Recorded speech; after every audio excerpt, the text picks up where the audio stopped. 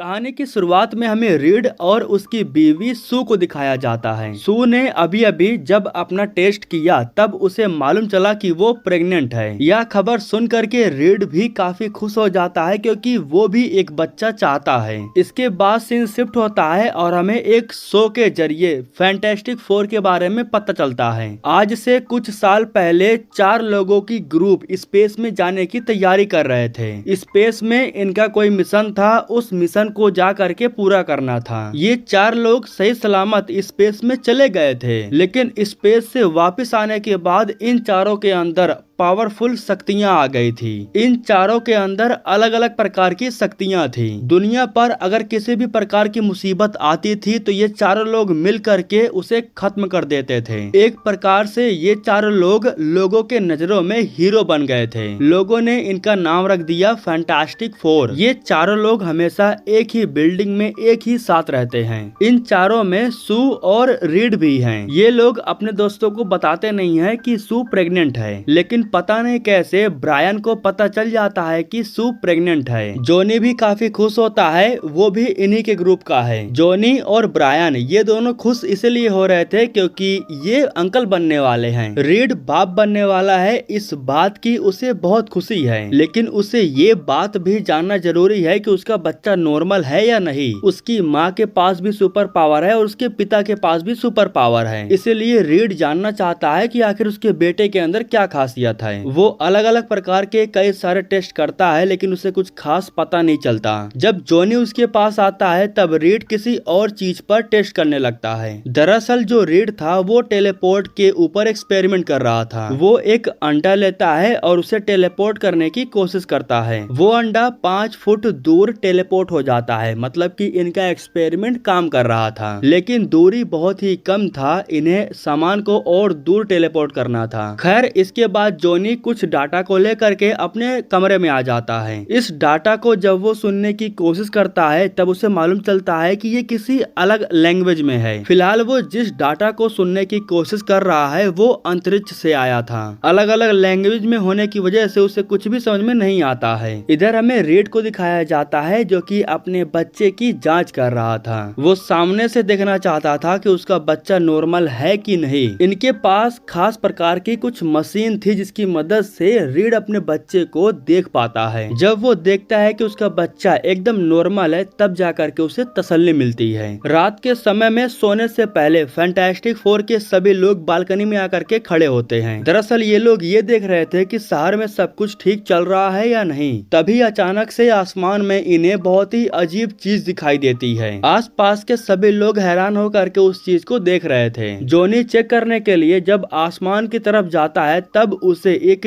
Alien के जैसा कुछ दिखाई देता है जो कि आसमान में एक बोट के सहारे हवा में उड़ रहा था। इंसानों से रूबरू मुलाकात करने के लिए वो नीचे भी आती है। दरअसल वो एक लड़की थी, उसका नाम सेल्बा है। यहाँ मौजूद सभी लोगों से वो कहती है कि तुम्हारा ग्रह तबाह होने वाला है, तुम सभी के पास बहुत ही कम वक्त बचा हुआ है, अपनों के साथ वक्त बिताओ, उनसे दिल की हर एक बात कहो। ये ऐलान है गैलेक्टस का, वो तुम्हारे ग्रह को तबाह करने के लिए आ रहा है। इतना सुनते ही सभी लोग काफी डर जाते हैं। इसके बाद जब सेल्बा यहाँ से जाने लगती है तब जॉनी उसका पीछा करता है। पीछा करते हुए वो सेल्बा के बोट को पकड़ भी लेता है। इस वक्त सेल्बा उसके बहुत करीब थी। वो अपनी भाषा में जॉनी से कुछ कहती है। इसके बाद वो अचानक से यहाँ से गायब हो जाती है। इधर रीड बाकी के लोगों के साथ लैब में आता है और ये चेक करने लगता है कि सेल्बा जो कह रही थी वो कितना सच है। जांच के दौरान रीड को पता चलता है कि अब तक 5 ग्रह तबाह हो चुका है और ये तबाह नहीं हुआ है, इन्हें तबाह किया गया है। जो भी ग्रह अभी तक तबाह हुआ है उन सभी ग्रहों पर इन्हें सेल्बा के पावर्स का भी होने का एहसास होता है। इन्हें इतना तो पता चल जाता है कि ये सारे ग्रह सेल्बा की वजह से तबाह हुआ है, मतलब कि सेल्बा जो कह रही थी वो बिल्कुल सच है, इनका ग्रह तबाह होने वाला है। रीड का कहना था कि गैलेक्टस आ करके हमारी पृथ्वी को तबाह करे उससे पहले हमें जा करके उससे मुलाकात करनी होगी, मतलब कि अब ये सभी लोग अंतरिक्ष अंतरिक्ष में जा करके गैलेक्टस से मिलने का इरादा बना चुके थे। फैंटास्टिक फोर की तरफ से एक मीटिंग बैठाई जाती है और इस मीटिंग में काफी सारे लोग इकट्ठा होते हैं। दरअसल रीड दुनिया वालों को ये बताना चाहता था कि जो मुसीबत हमारी पृथ्वी पर आने वाली है वो हमारी पृथ्वी पर आए उससे पहले हमें अंतरिक्ष में जा करके उससे निपटना होगा। जल्द ही इन लोगों के लिए एक स्पेसशिप बना करके रेडी कर दिया जाता है। सारी दुनिया इन लोगों को अंतरिक्ष में उड़ान भरता हुआ देख रही थी। पूरी दुनिया को ये उम्मीद थी कि ये लोग हार करके नहीं आएंगे, ये लोग गैलेक्टस को हरा करके आएंगे। अंतरिक्ष में पहुंच जाने के बाद ये लोग पावर्स को ट्रैक करते हैं। अपने कंप्यूटर के जरिए ये लोग ट्रैक कर लेते हैं कि किस जगह पर अधिक शक्ति का इस्तेमाल हो रहा है और फिर ये लोग उसी लोकेशन पर टेलीपोर्ट होकर के चले जाते हैं। उस लोकेशन पर जाने के बाद इन्हें मालूम चलता है कि ये तो एक ग्रह है। कुछ ही समय के बाद इन्हें ये भी मालूम चल जाता है कि जिस शक्ति का इस्तेमाल हो रहा है वो इसी ग्रह के अंदर हो रहा है। तभी ग्रह के अंदर से इन्हें एक बहुत ही बड़ा स्पेसशिप बाहर आता हुआ दिखाई देता है, जो कि एक पल में इनकी आंखों के सामने उस ग्रह को तबाह कर देता है। ये लोग जैसे तैसे करके अपने स्पेसशिप को संभाल तो लेते हैं, लेकिन तभी इन्हें एक लेजर लाइट दिखाई देती है। उसका पूरा फोकस इनके स्पेसशिप के ऊपर ही था, वो इनके स्पेसशिप को अपनी तरफ खींच लेता है। उसी वक्त यहाँ पर इनकी मुलाकात सेल्बा से होती है, जो कि इनसे कहती है कि तुम लोगों को यहाँ पर नहीं आना चाहिए था, लेकिन आ गए हो तो कोई बात नहीं, गैलेक्टस तुमसे मिलना चाहता है। इसके बाद ये सभी लोग अपने स्पेसशिप से बाहर निकलते हैं और फिर सेल्बा के पीछे जाते हैं। सेल्बा इन लोगों को लेकर के गैलेक्टस के पास जाती है। यहाँ पर हम पहली बार गैलेक्टस को देखते हैं, जो कि सच में काफी बड़ा था। गैलेक्टस इन लोगों से कहता है कि आज से अरबों साल पहले मैं भी तुम लोगों की तरह एक आम शख्स था, लेकिन धीरे धीरे मेरी भूख बढ़ने लगी और अब ये भूख शांत होने का नाम ही नहीं ले रहा है। मुझे पता है कि तुम लोग यहाँ पर इसलिए आए हो क्योंकि तुम अपनी ग्रह को बचाना चाहते हो, लेकिन तुम लोगों में इतनी शक्तियाँ नहीं है कि तुम अपने ग्रह को बचा सको, बल्कि वो बच्चा जो तुम्हारे पेट में है वो तुम्हारे ग्रह को बचा सकता है। उस बच्चे के अंदर मुझसे भी कई गुना ज्यादा शक्तियाँ हैं। अगर तुम वो बच्चा मुझे दे देते हो तो मैं तुम्हारे ग्रह को बख्श दूंगा। उसी वक्त रीड कहता है कि ये नॉर्मल बच्चा है, मैंने इस पर टेस्ट करके देख लिया है। जो भी हो, ना तो मैं तुम्हें अपना बच्चा दूंगा और ना ही मैं तुम्हें अपने ग्रह को तबाह करने दूंगा। उसी वक्त गैलेक्टस अपनी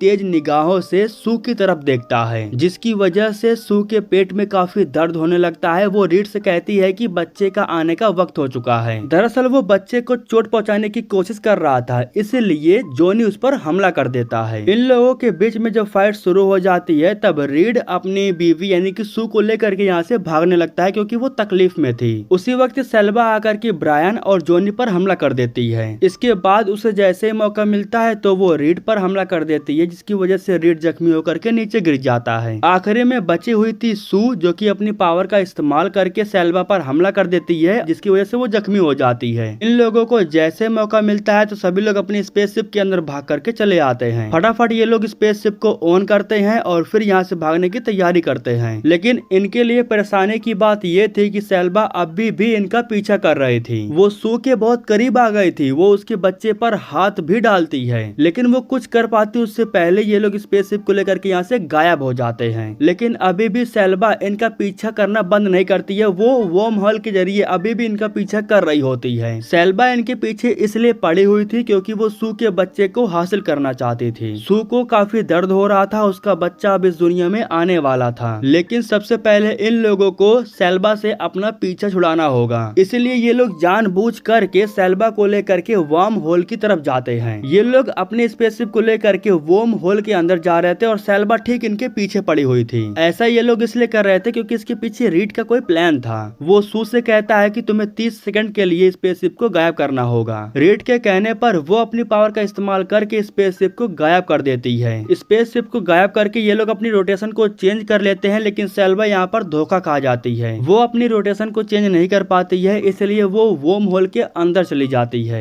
इस तरह से ये लोग सेल्बा से अपना पीछा छुड़ा लेते हैं। सू को काफी दर्द हो रहा था। इस वक्त उसका दर्द उस लेवल पर था जब बच्चा बाहर आता है। दर्द की वजह से वो पूरी तरह से गायब हो चुकी थी, लेकिन खुशी की बात ये थी कि वो एक बेटे को जन्म देती है। बच्चे को लेकर के ये लोग वापस पृथ्वी पर आ जाते हैं। पूरी दुनिया ये उम्मीद लगा करके इन लोगों को देख रही थी कि ये लोग गैलेक्टस को हरा करके वापस आए हैं। स्पेसशिप से बाहर आते ही लोग इनका इंटरव्यू लेना शुरू कर देते हैं। लोगों का बस यही सवाल था कि आप लोगों ने गैलेक्टस को कैसे हराया। रीड इन लोगों को बताता है कि हमने गैलेक्टस को नहीं हराया, उसकी डिमांड बहुत ज्यादा थी। वो कह रहा था कि अगर मैं अपना बच्चा उसे देता हूँ तो वो हमारी पृथ्वी को बख्श देगा, लेकिन मैंने अपना बच्चा उसे देने से इनकार कर दिया। इतना सुनते ही यहाँ पर जितने भी लोग थे ना वो भड़क जाते हैं और रीड से कहते हैं कि आप लोगों को हमारी बिल्कुल भी परवाह नहीं है। अगर आप चाहते तो अपना बच्चा दे करके हमें और हमारी पृथ्वी को बचा सकते थे। रीड इन लोगों की एक भी बात नहीं सुनता, वो यहाँ से चला जाता है। इधर में सेल्बा को दिखाया जाता है जो कि गैलेक्टस के पास जाती है और उनसे कहती है कि मैं उन्हें नहीं पकड़ पाई।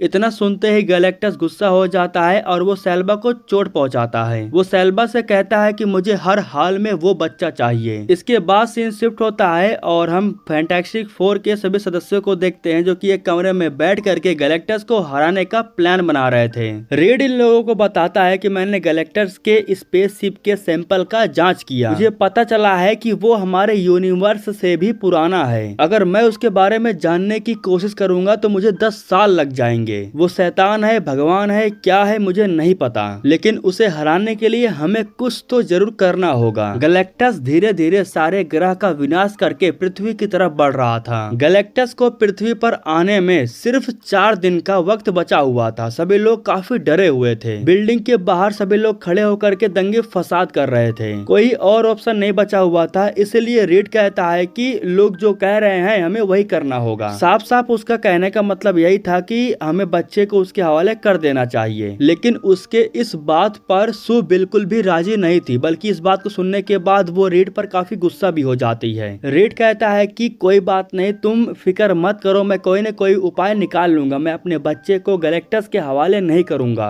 लेकिन बाहर जो जनता भड़की हुई है वो शांत नहीं होने वाली है। कुछ समय के बाद सू अपने बच्चे को लेकर के बाहर आ जाती है। वो लोगों के सामने खड़ी होती है और सभी लोगों से कहती है कि हम 4 लोग मिल करके दुनिया को बचा लेंगे, चाहे कुछ भी हो जाए। इस दुनिया को बचाने के लिए मैं अपने बच्चे को किसी के हवाले नहीं करने वाली हूँ, और चाहे कुछ भी हो जाए मैं अपने बच्चे के खातिर इस दुनिया को भी तबाह नहीं होने दूंगी। आप लोग हमारे परिवार हो, आप लोगों के अलावा हमारा और कोई नहीं है। हम मिल करके लड़ेंगे और अपने ग्रह को बचा लेंगे। इतना सुनते ही लोगों के आंखों में आंसू आ जाता है। लोग मोटिवेट तो होते हैं। उसी वक्त रीड के दिमाग में भी एक आइडिया आ जाता है। वो कहता है कि हम अपनी पृथ्वी को एक जगह से दूसरी जगह पर भेज सकते हैं। ऐसा करने से गैलेक्टस करोड़ों साल बाद भी हमारी पृथ्वी तक नहीं पहुंच पाएगा। जिस ब्रिज से उसने अंडे को टेलीपोर्ट किया था ना, उसी से वो पृथ्वी को भी टेलीपोर्ट करना चाहता है। पृथ्वी और अंडे में फर्क है तो सिर्फ साइज में, इसीलिए रीड दुनिया के हर एक कोने में अपने ब्रिज को बनवाना चाहता है। अगर ये ब्रिज बन करके तैयार हो जाता है तो पृथ्वी के चारों तरफ एक प्रकार से शील्ड बन जाएगा, जिसकी मदद से रीड पृथ्वी को आसानी से टेलीपोर्ट कर सकता है। ज्यादा समय तो नहीं लगता है, लोगों की मदद से पृथ्वी के हर एक कोने में ब्रिज बन करके तैयार हो जाता है। सब कुछ काम होके हो जाने के बाद ये लोग ब्रिज को चालू करके पृथ्वी को टेलीपोर्ट करने की कोशिश करते हैं। इस एक्सपेरिमेंट को पूरी दुनिया बैठ करके देख रही थी, लेकिन तभी अचानक से धमाका होता है और एक एक करके सारे ब्रिज तबाह होने लगते हैं।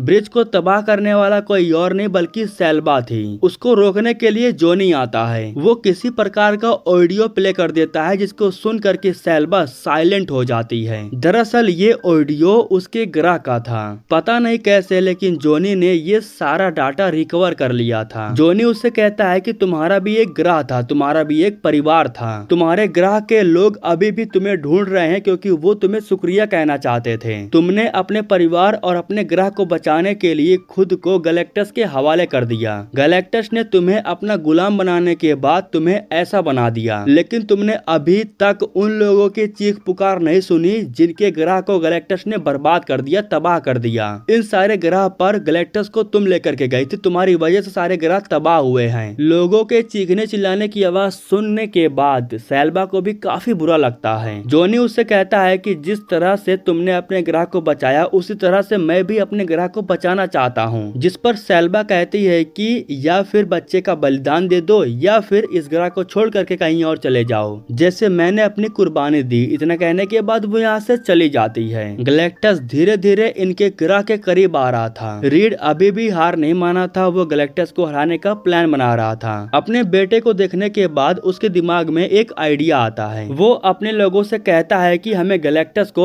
यहाँ पर लाना होगा। अगर हम सारे इलेक्ट्रिसिटी सप्लाई को अपने लास्ट ब्रिज पर लेकर के आए तो एक पोर्टल खुलेगा जिसके अंदर हम गैलेक्टस को पृथ्वी के किसी भी कोने में भेज सकते हैं। लेकिन गैलेक्टस को यहाँ पर लाने के लिए हमें अपने बच्चे का इस्तेमाल करना होगा। उस बच्चे के खातिर वो अपने शिप को छोड़ करके यहाँ पर जरूर आएगा। लेकिन रीड के इस बात पर कोई भी राजी नहीं था। सू तो बिल्कुल भी नहीं, वो तो रीड पर बहुत गुस्सा हो जाती है। कोई भी बच्चे की जान खतरे में नहीं डालना चाहता था। लेकिन आखिर में इन सब को इस बात का एहसास हो जाता है कि इनके पास और कोई ऑप्शन नहीं बचा हुआ है। रीड जो भी प्लान बना रहा था उसकी बातों पर ये सभी लोग सहमत हो गए थे। बच्चे की जान खतरे में नहीं पड़ने वाली थी, बस गैलेक्टस को ये लोग इस ब्रिज के बीच में लाना चाहते थे। इस काम को अंजाम देने से पहले ऊपर जितने भी लोग थे उन सभी को अंडरग्राउंड एरिया में भेज दिया जाता है, क्योंकि जाहिर सी बात है जब गैलेक्टस आएगा तो वो तबाही मचाएगा। इसलिए ये लोग आसपास के सारे एरिया को खाली करवा देते हैं। इसके बाद सीन शिफ्ट होता है और हम देखते हैं कि गैलेक्टस अब पृथ्वी ग्रह के बहुत करीब आ चुका है।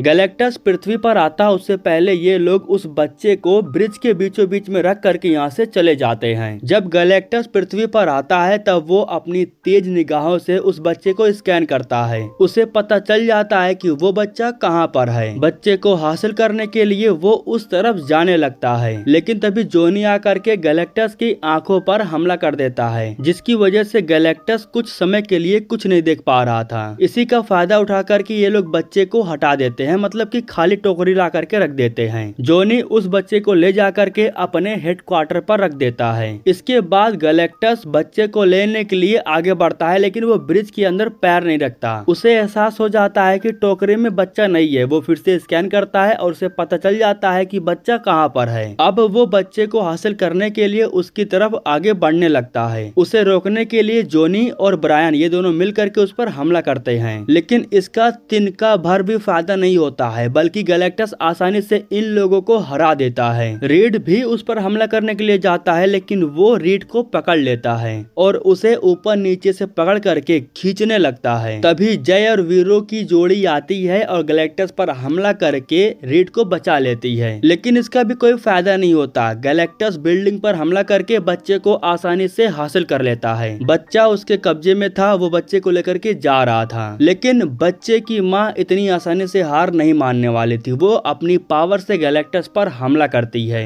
जो काम बाकी के 3 लोग मिल करके नहीं कर पाए वो सू अकेले कर पा रही थी। ये होती है एक माँ की ताकत। सू अपनी पावर से गैलेक्टस को पीछे की तरफ धक्का दे रही थी। गैलेक्टस जैसे ही ब्रिज के बीचों बीच में जाता है तो उसी वक्त जोनी ब्रिज को चालू कर देता है। ब्रिज तो चालू हो जाता है, लेकिन अभी भी उसमें काउंटडाउन लगा हुआ था। सू अपनी पूरी पावर लगा करके गैलेक्टस को पीछे की तरफ धक्का देती है। इस दौरान रीड जा करके अपने बच्चे को ले लेता है। पूरी ताकत लगाने की वजह से सू नीचे जमीन पर गिर जाती है। उसने गैलेक्टस को पोर्टल के अंदर धक्का तो दे दिया था, लेकिन वो वापस से बाहर आ जाता है, क्योंकि अभी भी पोर्टल को बंद होने में 10 सेकंड का समय बचा हुआ था। इस बार उसे पोर्टल के अंदर धक्का देने के लिए जोनी जाता है, लेकिन आधे रास्ते में ही सेल्बा आ जाती है, जो कि जोनी को धक्का दे देती है। दरअसल सेल्बा खुद गैलेक्टस को पोर्टल के अंदर धक्का देना चाहती थी। वो गैलेक्टस को पोर्टल के अंदर धक्का तो देती है, लेकिन खुद भी पोर्टल के अंदर चली जाती है। दोनों जैसे पोर्टल के अंदर जाते हैं तो पोर्टल बंद हो जाता है। रीड और बाकी के लोग भागते हुए सू के पास आते हैं और उसे जिंदा करने की कोशिश करते हैं, लेकिन वो तो खत्म हो चुकी थी। पूरी कोशिश कर लेने के बाद भी वो जिंदा नहीं होती।